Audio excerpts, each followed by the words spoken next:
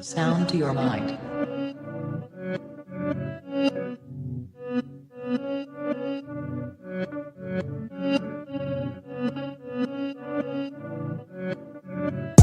Breathe. I stay quiet as I light on my loud light. Breathe. I balance diet, I'm just trying to get my pounds right. Breathe. I stay quiet as I light on my loud light. Breathe. I balance diet, I'm just trying to get my pounds right.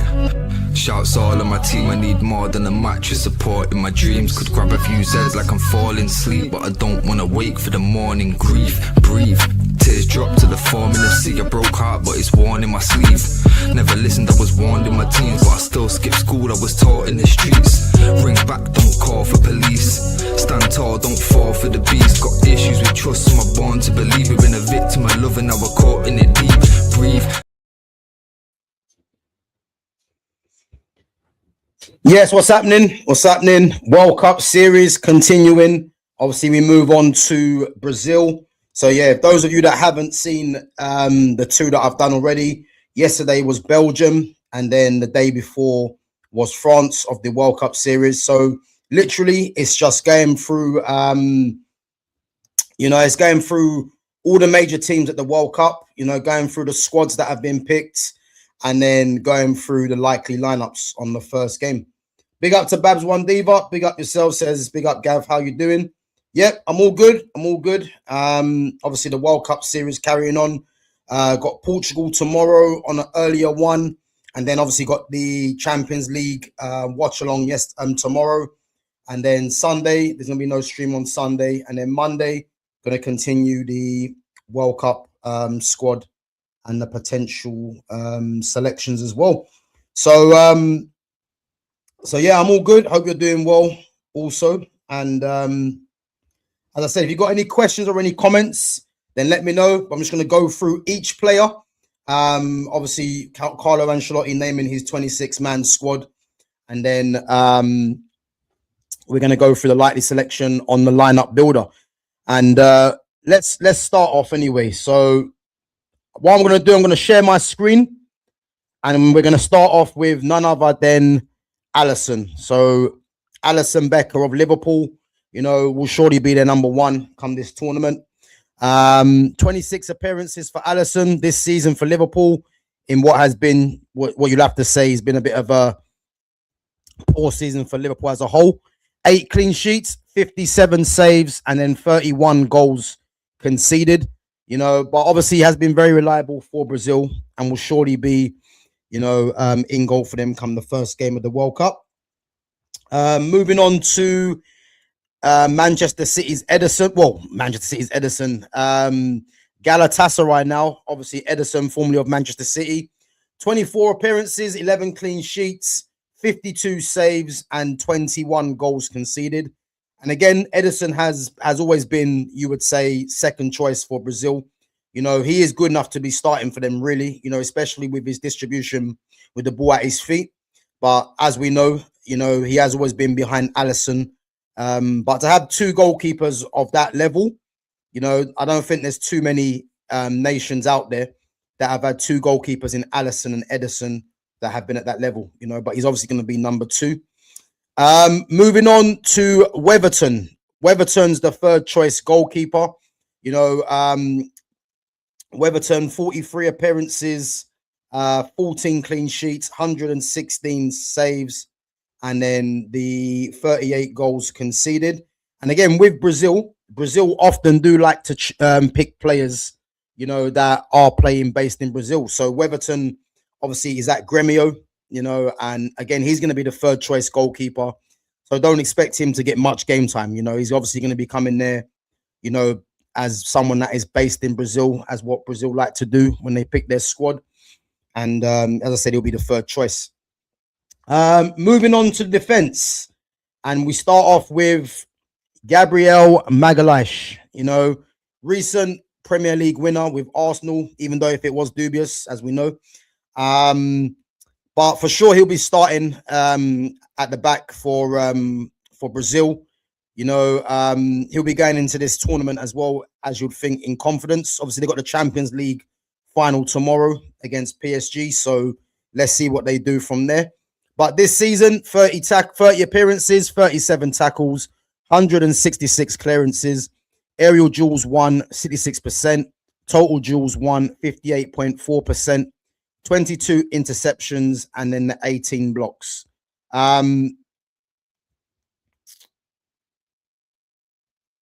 Sorry, guys, 1 minute.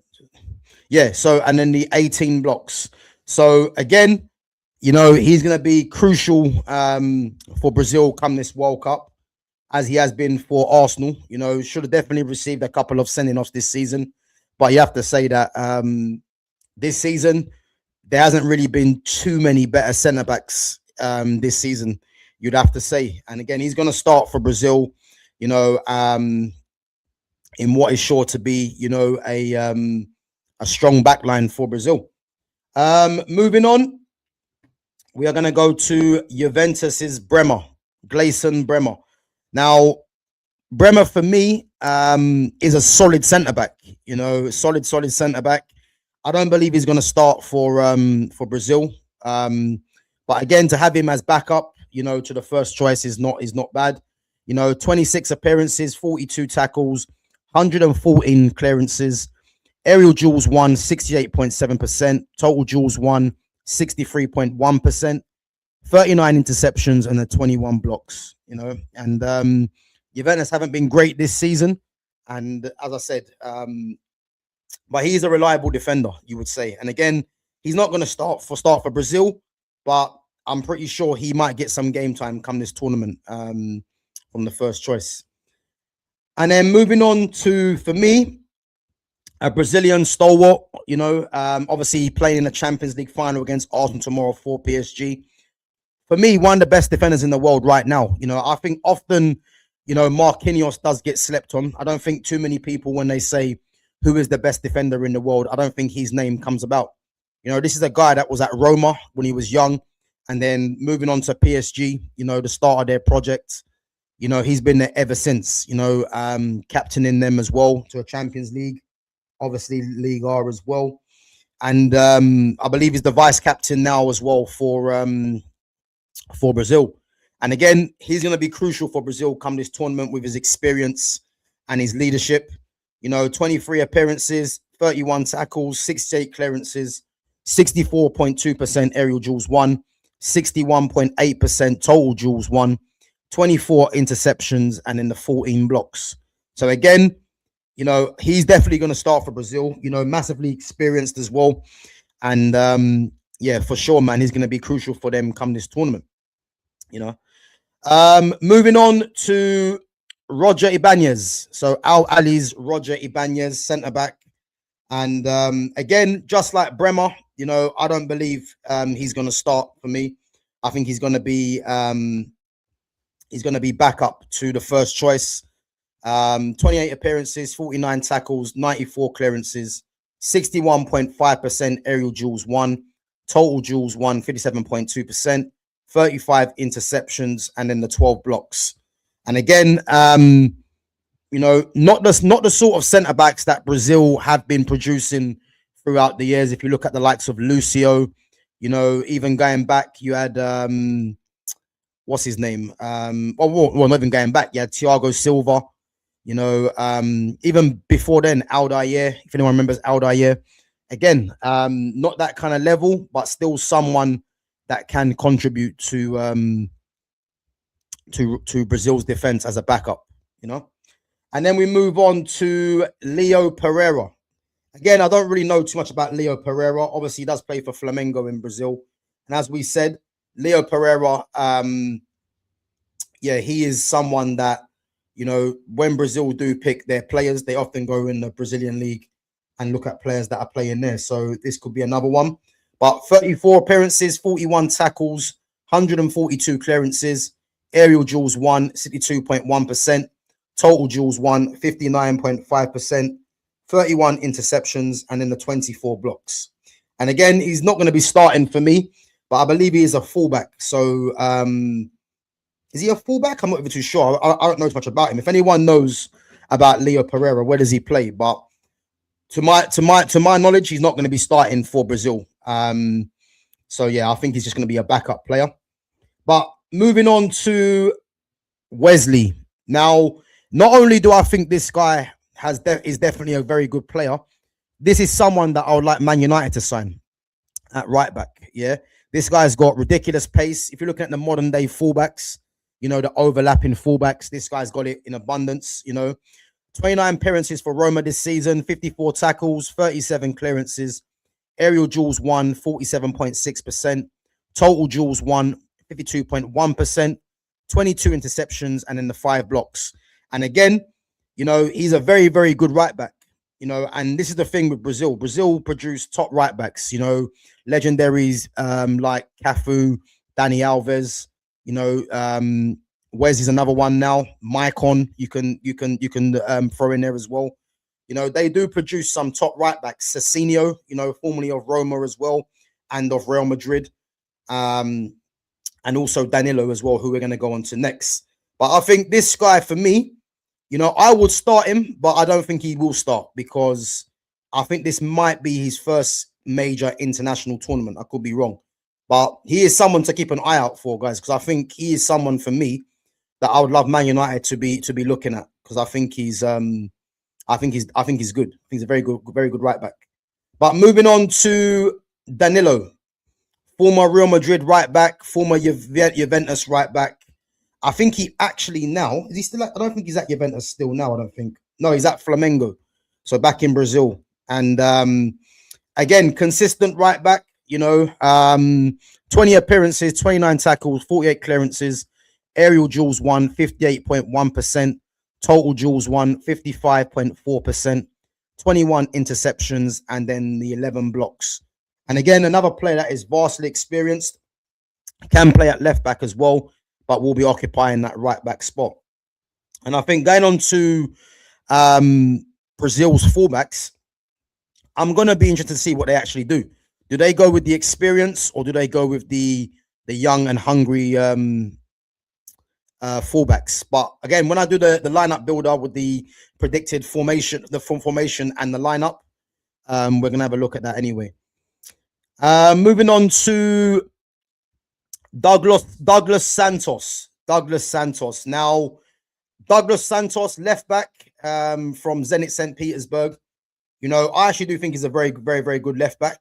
23 appearances, 36 tackles, 41 clearances, 52.3% aerial duels won, 56.7% total duels won, 27 interceptions, and then the 8 blocks.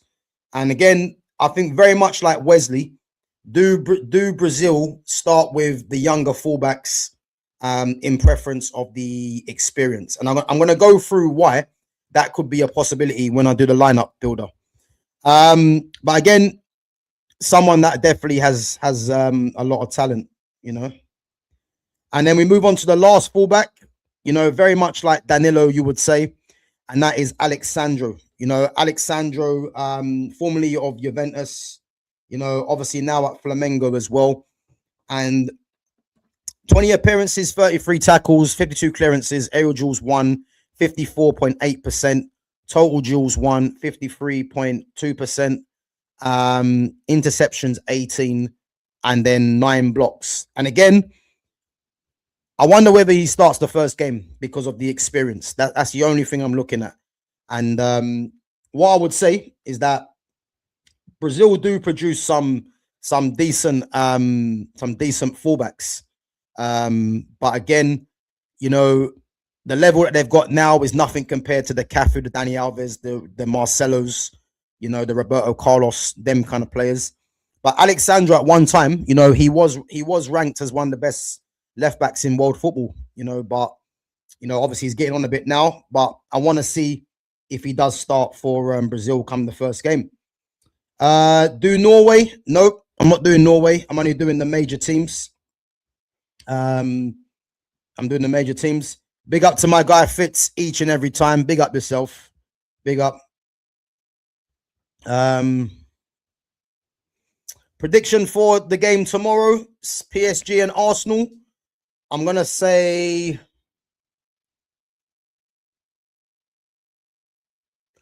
I'm going to go with 2 or 3-0 to PSG. 2 or 3-0 PSG. Yeah, 2 or 3-0 I'm going to go with. Let's go back on to the midfielders, and we bring it to the captain, recently departed Manchester United midfielder, Casemiro. You know, one of the most experienced players going into this tournament. You know, and what a season it was for Casemiro for United. Obviously, we'll be going to, you know, I think it's Inter Miami to go and partner up with Messi and co. 34 appearances, 2 assists, 9 goals from midfield this season in the league. 53 tackles, 47 times lost possession, pass completion rate of 85%, and then a long ball accuracy of 51%. And again, you know, he's going to be the guy in midfield that they're going to be looking to lead them through these games. You know, as I said, massively experienced. And yeah, there's not really too much to say about Casemiro, man. Possibly might be his last World Cup as well, just like with a few others. You know, I expect his one to be the last one as well. But again, he's going to be crucial depending on what Brazil do in this tournament due to his experience and his influence. And again, as we do know, he's a massive threat in the air. So if Brazil do get some corners, you know, they're going to have to keep their eye on Casemiro, man, for sure. But yeah, what a season he's had this season for United. Obviously departed. And I'm expecting him to have a very good World Cup as well. Moving on to former Liverpool midfielder, former Real Madrid midfielder, or right back, you might say. And then the same for Monaco.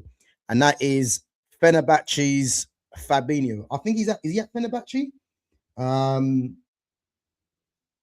Oh, sorry, Al Ittihad in Saudi. You know, 30 appearances, 3 assists, 1 goal, 48 tackles, 62 times lost possession, 92% pass completion rate, long ball accuracy of 64%.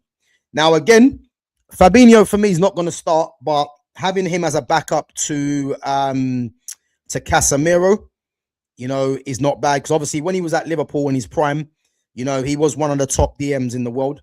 You know, obviously he's getting on, you know, and again, I think he's always been the backup to Casemiro for Brazil anyway. And I don't see that changing, you know, but if they need to rest Casemiro and probably bring on some defensive nous, you know, some to sharp a game, then Fabinho could be the guy for that, you know. But as I said, yeah, he's not going to be starting for me. But to have him as a backup is good. Is good, to be fair. Moving on to this guy, you know, and to be fair, this guy, Danilo Santos, yeah, he's interesting. And I'll tell you why he's interesting, because I like left-footed central midfielders. And this is why, being a Man United fan, yeah, I want Man United to sign in the summer. If we sign 3 midfielders, which we need to, I want 2 to be left-footed, 1 to be right-footed. My preference, as I've always said, is Sandro Tonali as the right-footed one, and then Camavinga and Carlos Baleba as the 2 left-footed central midfielders. If we can't get Camavinga, then go and get me Adam Walton to go with Baleba and Tonali. And if we don't get Tonali, go and get me Aurelien Tchouameni. I'm happy with Tchouameni or Tonali. I want Camavinga, Baleba, or if it can't be Camavinga, then it has to be Adam Walton and Baleba. I'll be happy with either. But the reason why I mentioned this guy is Danilo Santos, formerly of Nottingham Forest as well. I'm not sure if people actually remember, but he actually played for Nottingham Forest. He's actually now, let me just check now where he's playing. So yeah, he's basically playing for Botafogo back in Brazil. And I'll tell you now, yeah, he's definitely got something. And the fact that he's been called up, you know, is good business by Carlo Ancelotti. Again, do I think he starts? I don't, but I think he will get game time in this tournament. You know, 12 appearances, 2 assists, 7 goals, 12 tackles, lost possession 39 times, pass completion 86%, long ball accuracy of 35%. And I believe Man United have been linked to him as well. You know, so the fact that Man United have been linked to players like that, like him, shows me that we are looking in the right direction, because he's left-footed as well. And what a lot of people are seeming to not really touch on, from what I'm seeing, yeah, is I don't know why there's fans out there that are not on to the fact that Man United need to be getting in left-footed central midfielders. A lot of the players that a lot of the fans that I see want are all right-footed players. You know, if we want to play a good brand of football next season, Manchester United need to be signing left-footed central midfielders to balance it out in the midfield. We've got one midfielder in Kobe Minu. You know, if you look at Chouameni and Tonali, they're both right-footed. Elliot Anderson is right-footed. Alex Scott's right-footed. You know, what's his name? Even Bruno Guimaraes that they've been linked with. They're all right-footed players. This is why I want the left-footed players like Camavinga, Baleba, Adam Wharton, Danilo Santos. You know, these kind of players, you know, Man United need to be targeting. So we need left-footed central midfielders. And, you know, even Edison as well. He's right-footed, you know. But I'll keep an eye on this Danilo Santos because I see he's been linked with Man United today. So let's see what happens. Moving on, Bruno Guimaraes, you know, Newcastle captain, you know, leader. He's going to be crucial for Brazil as well. And he possibly might start. I think he possibly starts as well. And again, I'm going to be interested to see what Brazil actually do because they've got players, I believe, you know, have to play. But it's about getting the balance right. And it depends to see what Ancelotti wants to do. You know, 29 appearances, 5 assists, 9 goals, 26 tackles, 90 times lost possession, 87% pass completion, and then a long ball accuracy of 52.4%. And again, he was out injured for a little bit, but there's no denying that, you know, he's the heartbeat of Newcastle's team, and he'll be looking to be that for Brazil come this tournament as well. And then we move on to our last midfielder. Guys, I will get back onto your comments as well. And that is Flamengo's Lucas Paqueta, formerly of West Ham, you know, and left-footed central midfielder as well, you know, or attacking midfielder, you can say. And when he actually left the Premier League, obviously there was obvious reasons why he did. You know, probably wanted to go back home because of the betting scandal that was going on around him. But to be honest with you, he's a very good player, Lucas Paqueta, very creative as well. 18 appearances, 1 assist, 4 goals, 19 tackles, 58 times lost possession, 79% pass completion, and a long ball accuracy of 29.7%. Now, again, it's touch and go whether he starts. I think if you're looking at balancing the midfield out and you've got left-footed central midfielders, then he could start. But I'm not too sure what Ancelotti is going to do in that midfield. You know, the one person that is going to start is Casemiro, but it depends whether he plays a number 10 or whether he goes with the 3 in midfield. But again, I'm going to go through the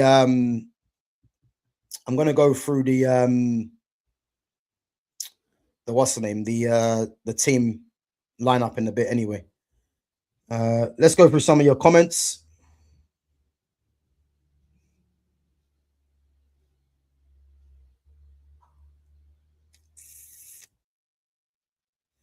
Big up, Gav. I can see Arsenal taking an early lead, then getting thumped 3-1 or 4-1. You know what? I hear it, but I'm telling you this now, yeah. I don't think that's gonna happen. I actually think, yeah, PSG are gonna start quick. You know, and one thing we know about PSG, these guys can press the hell out of you. Yeah. And I look at Arsenal's team, I look at PSG's team, yeah. Who was more adept at keeping the ball? It's definitely PSG. You know, you've got Vitinha, you've got Fabian Ruiz, you've got João Neves, you've got Dembele, Kvaratskhelia, Doué. These guys can all keep the ball. If I'm looking at Arsenal's team, who's more adept at keeping the ball under pressure? You could probably only say Eze or Odegaard, you know, and maybe a Saka as well. You know, and that's what's going to be telling for me, because Arsenal like to press, PSG like to press. But the difference with PSG is that PSG have players that are very good when it comes to press resistance. You know, press resistance is a very underrated skill in football. You know, taking the ball under pressure when you're being pressed, you know, it's not for everyone. And PSG can do that, you know, and they can keep the ball. So I hear it, but I'm gonna say 3-0. I don't think Arsenal score. I think PSG dominate the ball, and I think Arsenal's best chance of scoring will be from a set piece. But if you look at PSG's defense, you know, William Pacho is going to be crucial. So is Marquinhos. You know, Fabian Ruiz is 6 foot as well. So again, they have got players, man, that can handle the aerial threat. You know, so I'm going 3-0, man. I'm going to go 3-0 to PSG. 2 or 3-0. Fitz says, I reckon Cavret Bags. Yeah, he's going to be crucial, man. And I'll tell you what, yeah. I think Timber's back fit, but you don't want to be chucking Timber in a game like this where he's had no game time. You know, so it looks like it will be Mosquera at right back. You never know. They could play Declan Rice right back to deal with Kvaratskhelia. You never know. And then put in Zubamendi and Lewis Skelly in there. You know, you never know. He might chuck up something different. But I'll tell you now, that fluid front three, it's going to cause problems because the likes of Gabriel, especially, he likes playing up against a striker that's going to hold their position. But if you look at that front three, they're going to be interchangeable. So it's going to be mad. Big up to Foxy Danny as well. Right, guys, let's go back onto the forwards before we go on to the lineup. And we're going to start off with none other than this guy, Neymar Jr. Yeah. Now, the fact that he's been recalled to the Brazil squad is music to my ears because you see talents like this, you know, talents like this, yeah, are few and far between now, you know. And I look at possibly 2 players now in world football in terms of the arrogance, in terms of the ability, the quality on the ball that can chat to Neymar in this era of football. You know, Kvaratskhelia and Lamine Yamal for me. They're the only 2 in terms of the confidence and the ability to just take on their man at every opportunity in world football right now that does what this guy can do, yeah? For me, I would love Brazil to win the World Cup purely because, you know, anyone that has doubts on Neymar's career, it would all be put to bed if he was to win a World Cup, you know. And I would say that in the sense of him not winning the Ballon d'Or, because he should have won a Ballon d'Or, but as we know, you know, the Ballon d'Or was dominated by Messi and Ronaldo because more due to PR reasons and because of the numbers as well.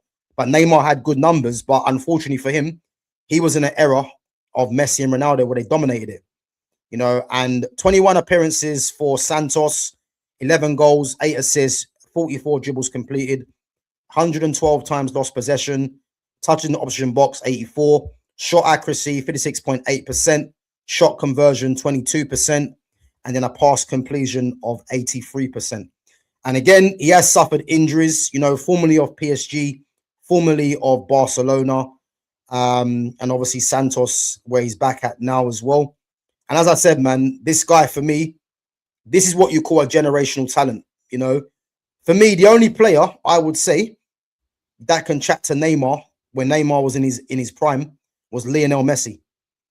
He's the only one for me that can chat to Neymar because Neymar's that good, you know. And the amount of criticism that he gets, especially in this country, yeah, it's an absolute joke, you know. But as I said, man, him being recalled to this Brazil squad, you know, clever from Ancelotti because he knows that the country will always get behind them anyway for the World Cup, but will definitely get behind them now that Neymar's part of it, you know. And I just hope, as I said, I hope Brazil can win it for him purely, you know, because he doesn't get the respect he deserves, you know. And as I said, man, one of the very best players, one of my favorite ever players, you know, definitely best player of his generation, you know, and let's hope he can end his international career on a high because this will be his last international tournament for me, you know.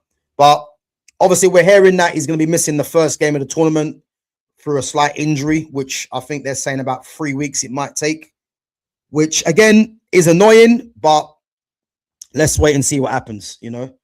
But what a player. And then you move on from one quality player to this.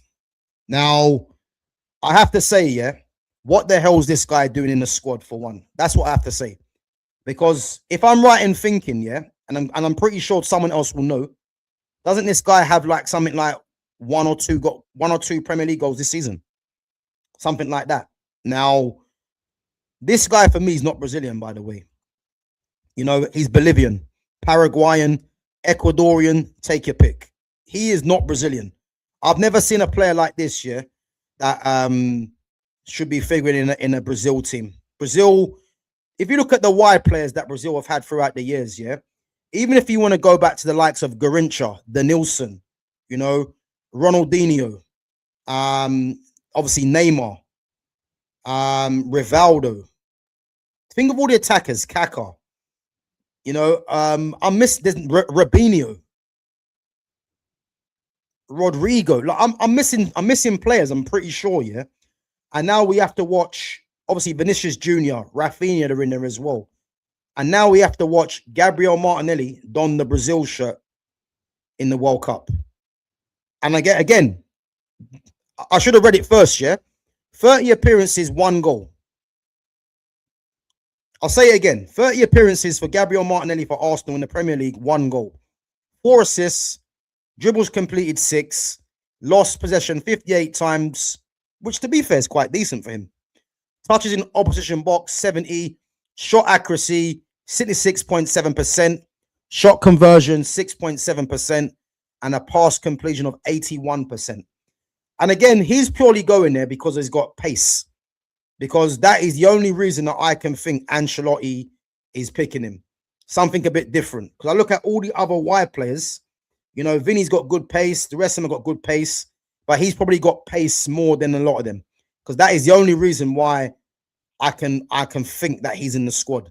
Because other than that, it makes no sense. He doesn't pass the eye test. And definitely is not passing the goal. Or the GA, what you want to call it. 5 GA in 30 appearances is shocking. So I don't understand why this guy's being called up, but who knows, man? Maybe Ancelotti knows something that we don't, or maybe Martinelli has something on Ancelotti. Nudes, I don't know, but it makes no sense. But it is what it is. Vinicius Junior. Now, just like Kylian Mbappe, yeah, this is a massive World Cup for Vinicius Junior. And why it's a massive World Cup for Vinicius Junior is because Real Madrid for 2 seasons have won absolutely nothing. Coincided with Mbappe coming to the club, coincided with Vinicius Junior having to take a back seat to Mbappe. Now, you know, this was a guy that finished in the top 3, I believe, of the when Rodri won it, he finished second, didn't he, in the Ballon d'Or, and everyone thought Vinicius Junior was actually going to win it. Now, he needs a big World Cup. So he can put basically his name back amongst the elite because he has definitely dropped off in terms of, you know, his standing in the game when he finished second to Rodri. Obviously had the racial thing as well again with Benfica, you know, and obviously his manager's looking like his manager now is going to be Jose Mourinho, who was part of that Benfica management team as well, or he was the manager, should I say. Now, Vinicius Junior, as I said, for me, needs a big season, a big World Cup, and I believe if he has a good World Cup, you know, that could go a long way to Brazil winning it for me. You know, because I look at Vinicius Junior, I look at Neymar, I look at Casemiro, Gabriel Magalhaes, and Marquinhos. I think they'll be the key players in terms of on the pitch to see what Brazil do in this World Cup, you know, and he is a must for Brazil to come good. 36 appearances, 16 goals, 5 assists, 37 dribbles completed, lost possession 196 times, 188 touches in the opposition box, 61.3% shot accuracy, 21.3% shot conversion, and then an 85% pass completion.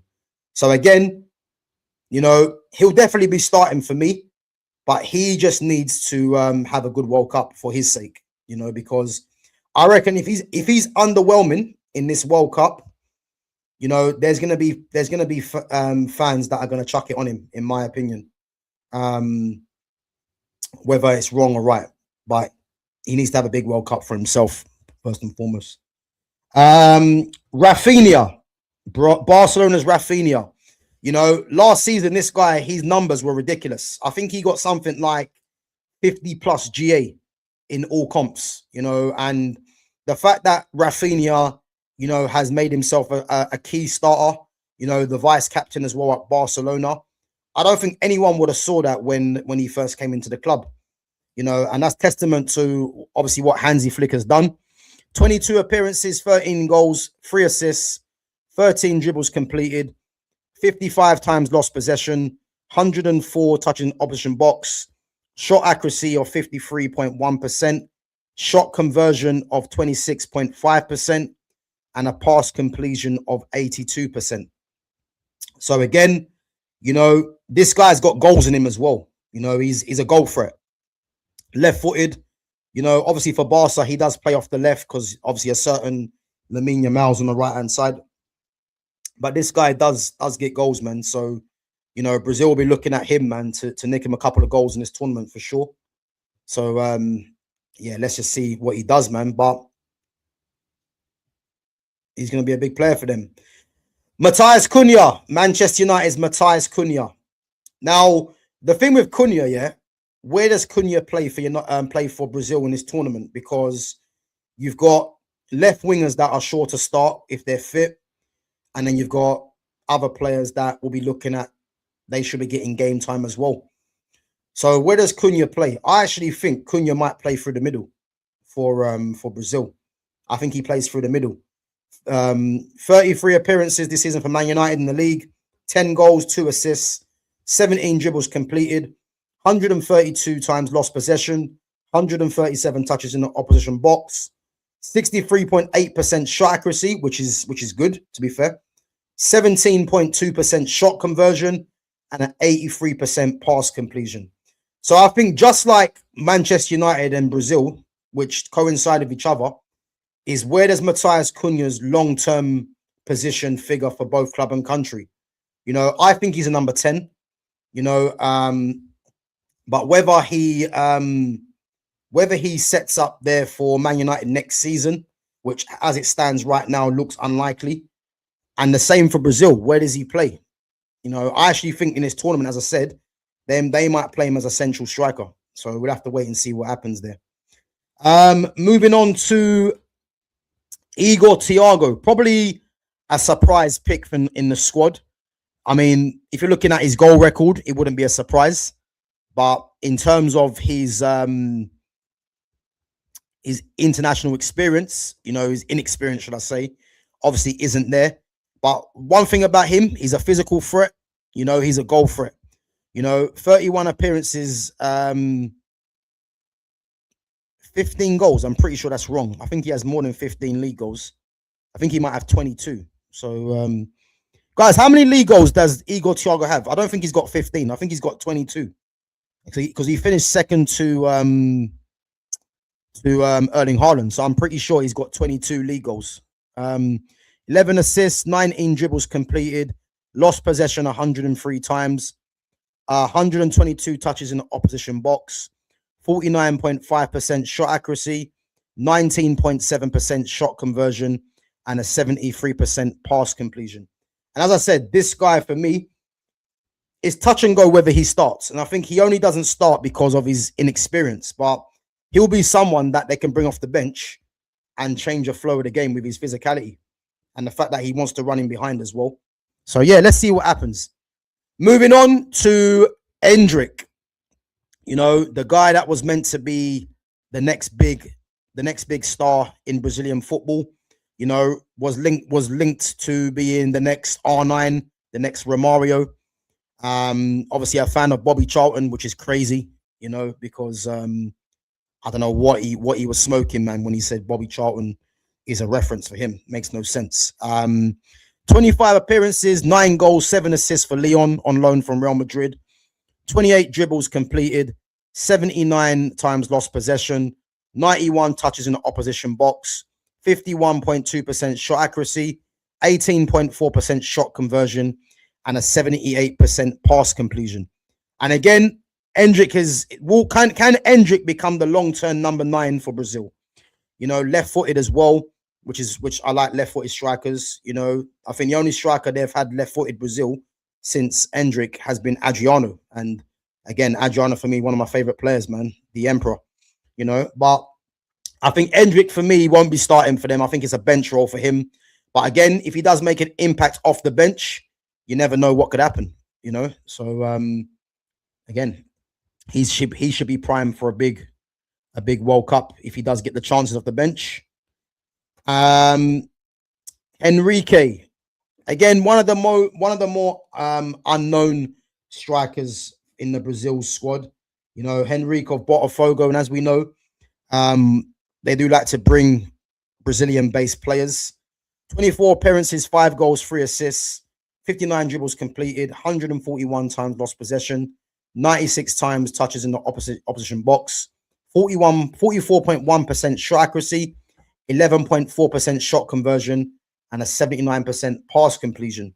You know, and again, he's going to be someone that will be looking to make an impact from the bench.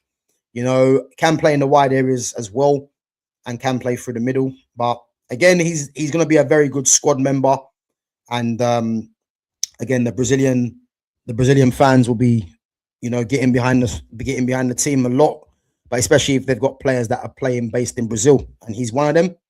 And then we move on to the last player, which might be a surprise inclusion. I think if Rodrigo was fit, I'm surprised there's no Savinho as well. But again, I think what went against Savinho was the lack of game time for Man City. And you can probably say that Savinho has probably been beaten to this guy, Ryan. Now, who would have thought that this guy would be going to the World Cup? Who would have thought that this guy would be making his impact for Bournemouth in the Premier League? Because he's been very good, you know, and there'll be a lot of teams after him. You know, I think he's got a release clause that kicks in next summer. So, again, if Bournemouth want to keep him, they're going to ask for big money for him. So I don't see no one paying big money for him, just like with Krupi Jr. as well. But he's a very good player. You know, I think he might be 19. You know, 15 appearances, 5 goals, 2 assists, 8 dribbles completed, 38 times lost possession, 51 touches in the opposition box, 47% shot accuracy, 29.4% shot conversion, and an 82% pass completion for Ryan from Bournemouth. And again, he's going to be an impact sub. But don't be surprised, you know, if Ancelotti, you know, if he wants to change things up, you know, might introduce this guy because, you know, he's powerful. He's got an eye for goal. He's got serious pace as well. You know, left-footed, inverted. So again, man, watch out for Ryan because he's going to be, for me, not only a big star for Brazil in the future, but I reckon he could be, you know, one of the best players in Europe in his position. He's definitely got something, man. And that's all the players, guys. That's all the squad members for Brazil. I'm going to get back onto some of your questions or to your comments, and then we're going to move it on to the lineup builder. And guys, yeah, make sure you're smashing the like button as well. So yeah, if you can smash the like button, and if you can sub to the channel as well, if you're new, you know, and guys, make sure you hype the channel as well. Most importantly, hype that channel up. I think Prime Bale could have a chat with Neymar. I hear it, and Gareth Bale for a different reason. But Neymar for me is better than Gareth Bale. Neymar for me, the only player that can chat to Neymar in that era was Messi. And that ain't to say that Bale's not good. Bale is a very good player, but Bale for me is arguably England's best British player of all time. Right? That might be controversial, man, but Bale was that good. You know, you don't go and play for Real Madrid and do what you've done at Real Madrid if you're not good, really, you know. But I think Neymar's a generational talent, man. As I said, if there was no Messi and no Ronaldo, you know, because of PR reasons, and obviously Messi's just the best player anyway, then Neymar would have dominated the Ballon d'Or, man, because he was that good. So, yeah, man, he's a top player, man. Big up, man. Big up to yourself. Big up. Martinelli's shot conversion is mad. Trust me, man. One Premier League goal, and he's on a plane to America. Like, I rate Ancelotti so highly, man, but that has to be one of the biggest blunders he's done. Because I don't get that, man. That makes no sense. Gav, what does Martinelli have on him? Nah, listen. What does well, exactly. He has something on him because it makes no sense. It makes no sense, man, because to be putting in Martinelli in this squad, like, it's just craziness, man. It makes absolutely no sense. And Fitz says Endrick wants to be a red. No other logic to the Bobby Charlton comment. Listen, I'll take Endrick at Man United, but that Bobby Charlton comment, man, is crazy. It don't make no sense.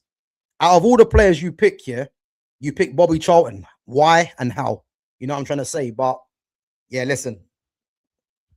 If he bags in his tournament and Brazil win the World Cup, he ain't gonna care about the Bobby Charlton comment. You know what I mean? So it is what it is. Right, guys, I'm gonna share my screen anyway. So just bear me 1 minute. We're gonna go through what's happening there. Just give me 1 minute. I'm gonna share my screen.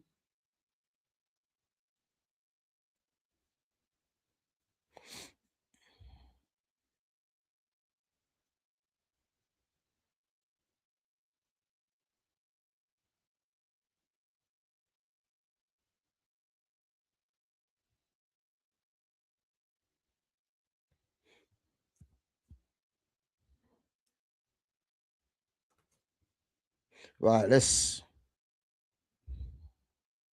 So yeah, we're gonna go through the Brazil potential lineup.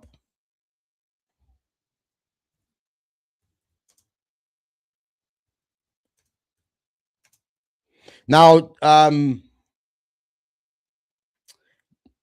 the formation I'm gonna go with, yeah, and I'm gonna go with this formation because I'm gonna base it on the opening game, yeah, because obviously we've heard that there's no there might not be no Neymar for the first game, yeah.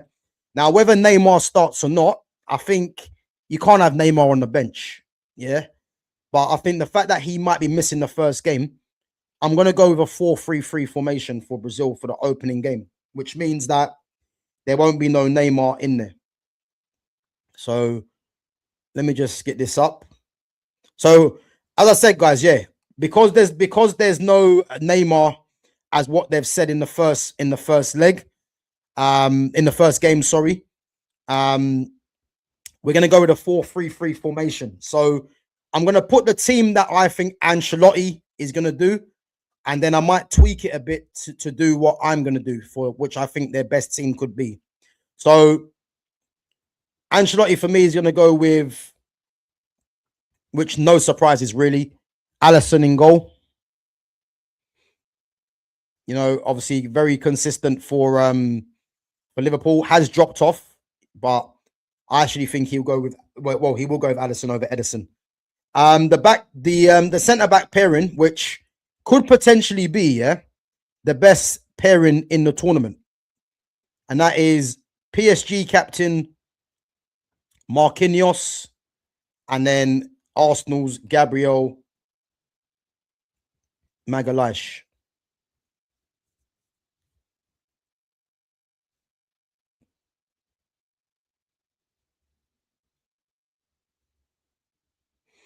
And I think those two together, as I said, I'm looking at all the centre-back pairings in the competition. I think that's definitely the strongest. You know, you never know. Guehi and Konza, you know, could rival that. You never know. But I think that's the best pairing in the competition so far.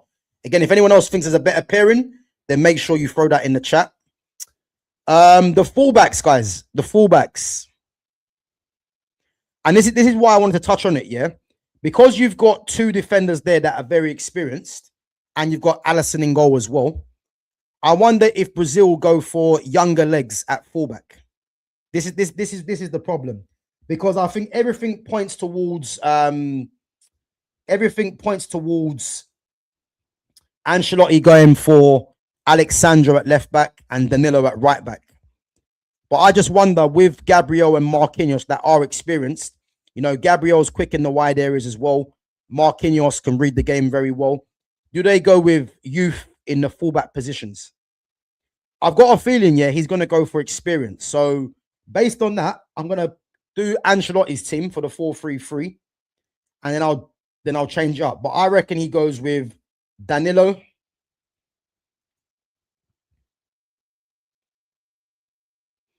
Where is he?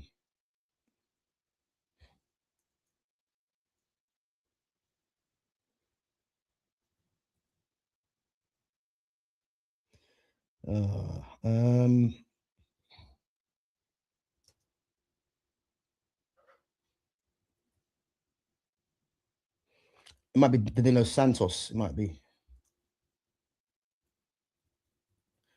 So I think he goes with Danilo at right back from Flamengo. And then I think he plays.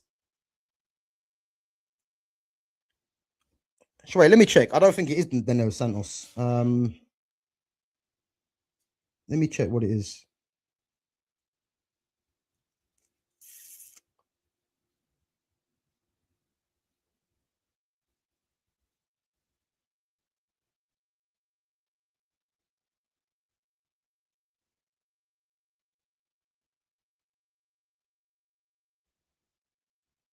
What's his full name? Danilo.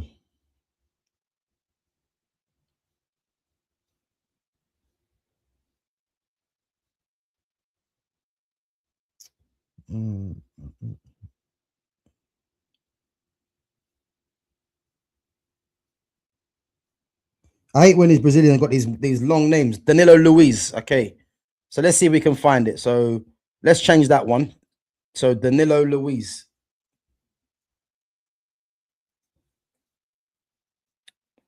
Right, let's remove that and see if he comes up. So Danilo.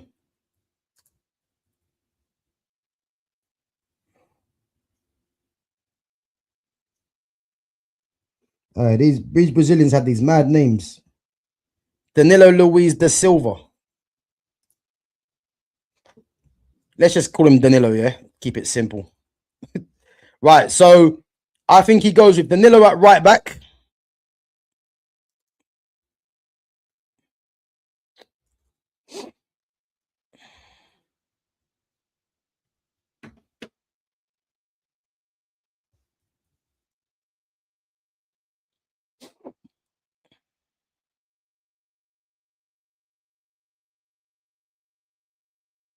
So yeah, I think he goes Danilo at right back, and then I think he goes with Alexandro at left back.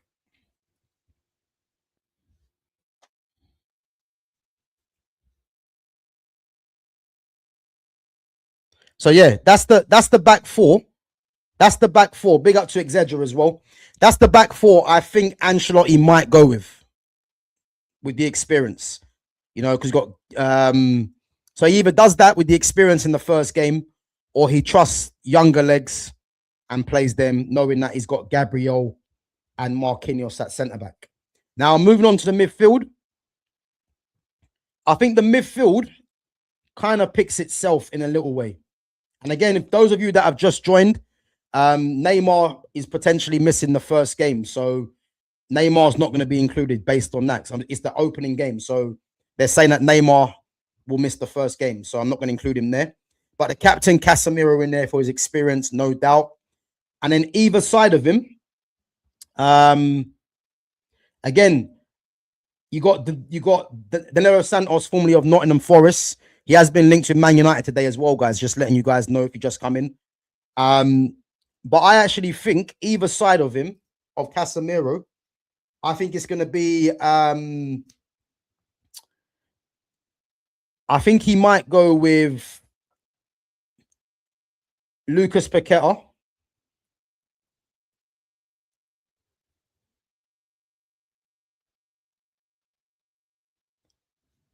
And Bruno Guimaraes. So I think he goes with Bruno Guimaraes, Casemiro, Lucas Paqueta as the midfield three. And again, if I'm looking at Brazil's midfield, there ain't really too much to choose from, because Fabinho for me is going to be back up to Casemiro. Danilo Santos, I think, will be behind Lucas Paqueta. And that's it, really. Yeah, that's what they got to choose from. You know, they've picked 2, 3, 4. They've picked 5 midfielders, which I'm pretty surprised at. So, you know, I think if Neymar's fit, Neymar could play in a 10, which means they go with 2 midfielders. But I think based on Neymar missing the first game, they might go with that three, midfield three. Yeah, agree on the midfield three. Cass is the holder, Bruno G as your deep line playmaker, and Paqueta, yeah, box to box, exactly. You know, they could change it and go with Casemiro and Bruno Guimaraes as the two sitting midfielders, you know, the two double pivots, and then have Paqueta in the 10. They could do that. But I think the fact that Paqueta's left footed, they might want that balance. Yeah. And then the front three for me is going to be interesting. This is what I think he does. I think these two definitely play. Vinicius Jr. and Rafinha. So Barcelona and Brazil. So these two definitely play for me. They definitely start the game. Vinny and Rafinha, yeah. Which means that there's one spot left for the central striking role. Yeah. Now you've got Igor Thiago, you've got Endrick. Obviously, Ryan's going to be back up to Rafinha on that side. Luis Henrique is someone that can play right across the front. But I actually think they're going to play this guy to start with. I actually think they're going to play Matthias Cunha through the middle to start with. They might do this. Guys, let me know what you think. Can you see Ancelotti playing Matthias Cunha as a false nine? Or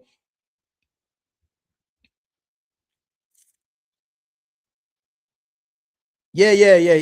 So they're saying that Neymar's missing the first game. So that's why I've not included him. That's why I've not included him. So Neymar's missing the first game. They're saying something like 3 weeks. So that's why I've gone for the 4-3-3. But I actually think that Endrick and Igor Thiago might be on the bench. And I think Ancelotti does this. I think he does Cunha false nine, Rafinha, Vinicius Jr., and then that midfield three. I look at that team there, and I think that team does look good. Can it be improved? 100% it can be for me, you know, and obviously Neymar. So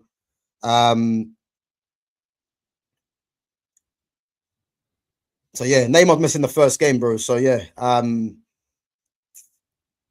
Cunha's the false nine, as I said, yeah.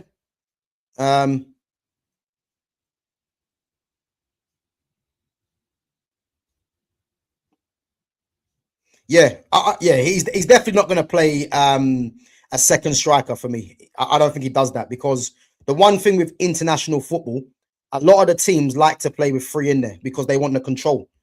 And I think when you've got someone like Neymar, he kind of alters that anyway. So, but I think he starts with this team. But I'm going to go through the team that I would play. Yeah. So I would actually go to the 4-2-3-1. Yeah. And I would, this is what I would do.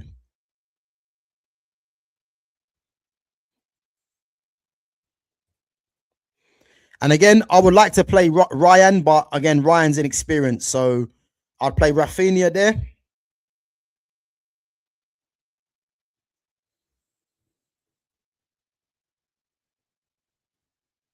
Wait, how is Neymar not in the game? What are we doing here?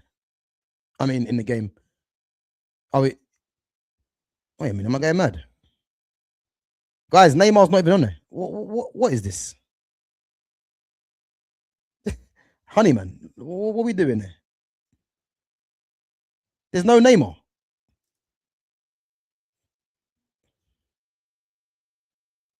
Yeah, this game, this is mad. I can't lie.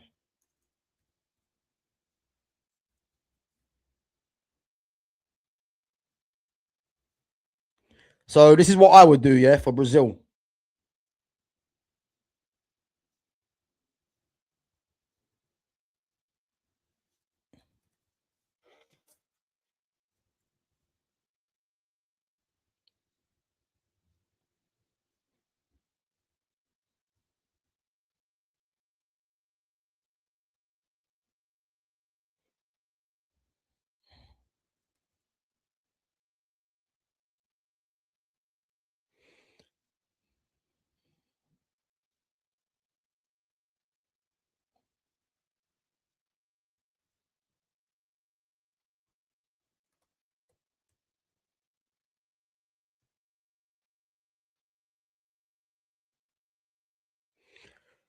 So yeah, guys, this is what I will potentially do. Yeah, for Brazil, come the if everyone's fit. Yeah, this is what I'd potentially do. So I'd go with Alisson in goal. I'll go with Wesley at right back. And again, Wesley's someone that I want United to sign. You know, he's got pace to burn. I like the overlapping fullbacks, you know, so I'll definitely play Wesley, you know. And I think when you've got Marquinhos and Gabriel at centre back, you know, you've got literally, you know, you've got experience there. So I think having that experience, and then you've got Casemiro and Bruno Guimaraes just in front of that as well. You know, it's one of them things where you could allow having someone, you know, that's slightly bit more experience to play there. You know, it was a toss up between Douglas Santos and Alex Sandro. You know, but I'll go with Alex Sandro still, but Douglas Santos could come in. The midfield pivot, yeah. Casemiro definitely plays. And for me, I like having a left-footed central midfielder and a right-footed central midfielder for the balance. So you've got Paqueta, you've got Danilo Santos as well. Again, Paqueta is not a 6. You know, he has to be. If you're going to play Paqueta in this formation, then Paqueta would need to be playing as a 10. And then you've got Danilo Santos, who's inexperienced, really. So I think just based off that, even though I would prefer the left-footed player, you have to just play the 2 right-footed players in Bruno Guimaraes and Casemiro.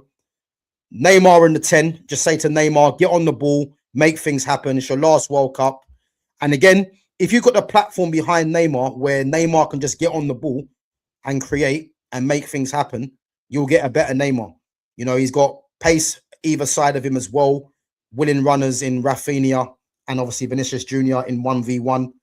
And then you've got Cunha as the false 9. So that is the team that I would like to see Ancelotti play when everyone's available. You know, I think that's probably the best balanced team as well. But the team that I think he plays, you know, I think he doesn't go with the number 10.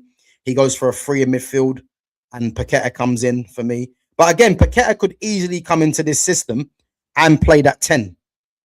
You know what I mean? Where Neymar is. He could play that system, but play Paqueta there. And then obviously the fullbacks, I think he might play Danilo.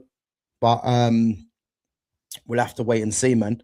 But yeah, guys, that's the Brazil 11 for the first game. What do I think of Brazil's chances in this tournament? As I've mentioned, Brazil's chances in this tournament for me, they rest on Marquinhos, Gabriel, Casemiro, Neymar, Vinicius Jr. I think if those 5 players have a good World Cup, Brazil could potentially get to a semi-final, and then it depends who they play. But I think those 5 are going to be crucial. You know, you've got the 2 best centre-backs as a pairing, I would say, in the competition. You've got one of the most experienced players in the competition and a leader in Casemiro. You've got Neymar, for me, who obviously, you know, he's on the wind down of his career, but, you know, generational talent and his last World Cup. And then you've got Vinicius Jr., who needs to have a big World Cup since the coming in of Mbappe to Real Madrid. And he needs to put his name back amongst, you know, the popular names in the elites in football. So I actually think that those 5 there, it rests on them 5 for Brazil to have a good World Cup for me, you know.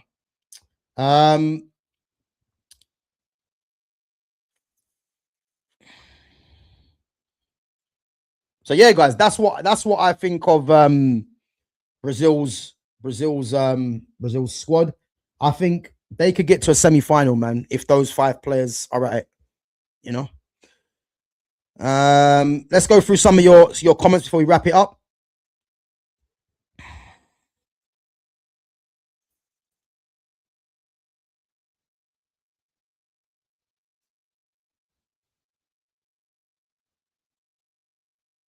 Yeah, bro. Cunha is a 10, but when you've got Neymar there, you can't play Cunha there ahead of Neymar unless Neymar's injured or unless you want to play him from the left. But I think you wouldn't play Neymar in international football now from the left because, as we know with the wide players in football now, a lot of them have got pace. That's the way the game's gone. So if you've got Vinicius Jr. there, just play Vinicius Jr. there, who's younger and put Neymar in the 10 so he can get on the ball and dictate, you know. But yeah, Cunha is a 10. But if Cunha's to figure into this team and everyone's available, I don't see Ancelotti playing Cunha as a 10. Cunha will have to play false 9, or if you want to take out Vinicius Jr., play him on the left. But I think he starts the first game, Cunha, but it could be as a false 9, you know.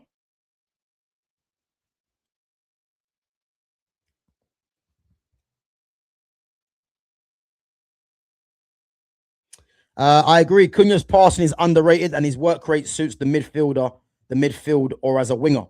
Yeah, I agree. I agree. But it's one of them things where if Brazil played a 4-3-3, Cunha's not going to start. He's not. It's going to be Vinicius Jr. and Rafinha. So the only place you can play him in the 4-3-3 is the false 9, or unless you put him on the bench. So that's why I purposely done the 4-3-3. Because he's not going to play ahead of Vinicius Jr. or Rafinha. You know, both of them play for Barca and Real Madrid. You know, Ancelotti likes both of them as well. So they're both going to start in the wide areas. But it just remains to be seen what formation that Brazil play. You know, because if they play the 4-2-3-1, then Cunha could play in the 10. But then so could Lucas Paqueta. And obviously, if Neymar's fit, Neymar has to play there. So I'll be very wary of where Cunha's going to play. I think he plays as a 9 for me in this system, you know. So 4-4-2 for Brazil. Nah, no way, man. I can't be watching 4-4-2. Brazil 4-4-2 is just, yeah, it's not for me, man. That was back in the day, and I think.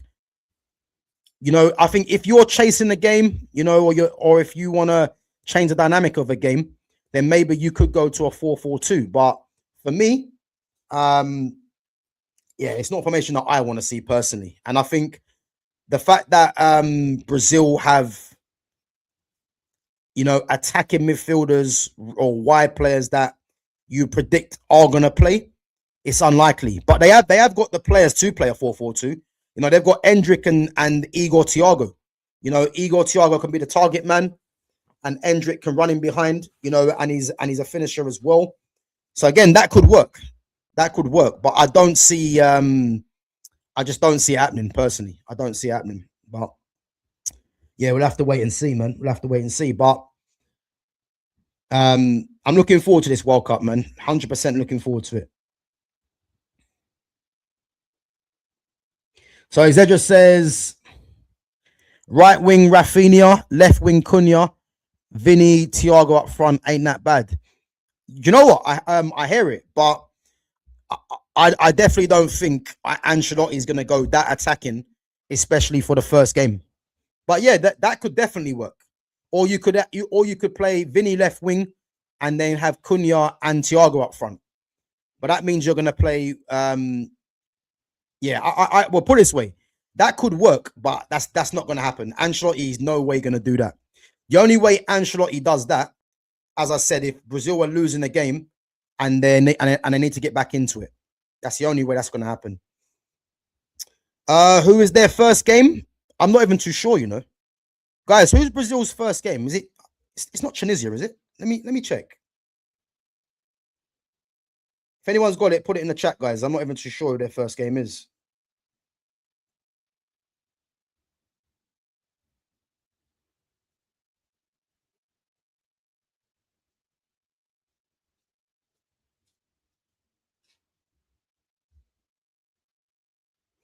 So Brazil's first game. Oh, they got Morocco. Okay. So they got Morocco in the first game. You know, Achraf Hakimi and that. You know, they got Panama. No, let me check.